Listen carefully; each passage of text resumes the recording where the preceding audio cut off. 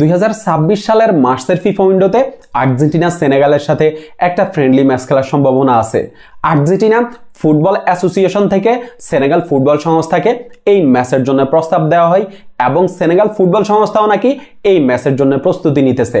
তবে চূড়ান্ত কোনো নিউজ আসে নাই। আমরা যারা টুইটার ফলো করি গত রাত থেকেই আমরা বেশ কিছু স্ট্রং সাইট থেকে এই ম্যাচটার নিউজ পাইছি।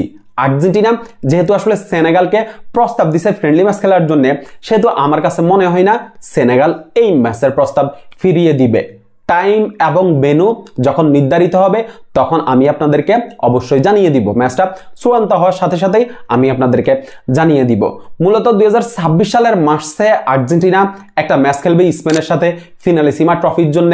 ওই ম্যাচের পরে আর্জেন্টিনা আরেকটা ফ্রেন্ডলি ম্যাচ খেলবে, যার জন্য হচ্ছে সেনেগালের সাথে ম্যাচটা নিয়ে আলোচনা হইতেছে।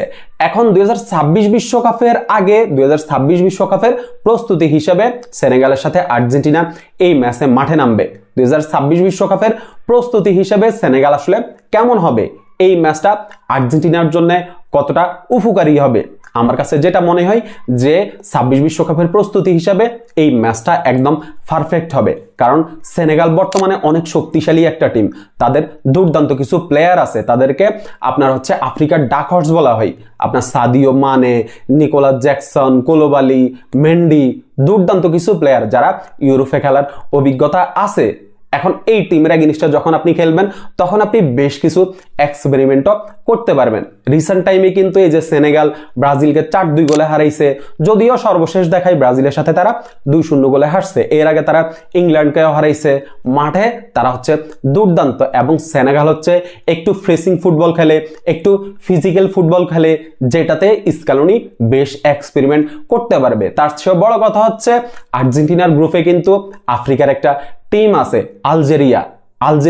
আর্জেন্টিনার গ্রুপে আছে, সেহেতু সেনেগালের সাথে খেললে আফ্রিকার টিমগুলা কেমন ফুটবল খেলে এই সম্পর্কে কিছুটা ধারণা হইল স্কালোনি পাবে। স্কালোনির কোচিং প্যানেলের সবাইকে আমার কাছে মাস্টারমাইন্ড মনে হয়।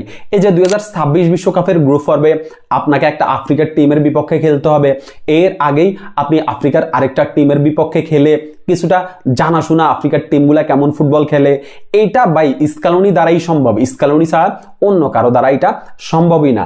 সো এই যে মার্চের ফিফা উইন্ডোতে যদি সেনেগালের সাথে ম্যাচটা কনফার্ম হয় তাহলে আমার কাছে মনে হয় যে এটা অবশ্যই একটা পজিটিভ দিক হবে। শুভকামনা আর্জেন্টিনার জন্য। ধন্যবাদ সবাইকে।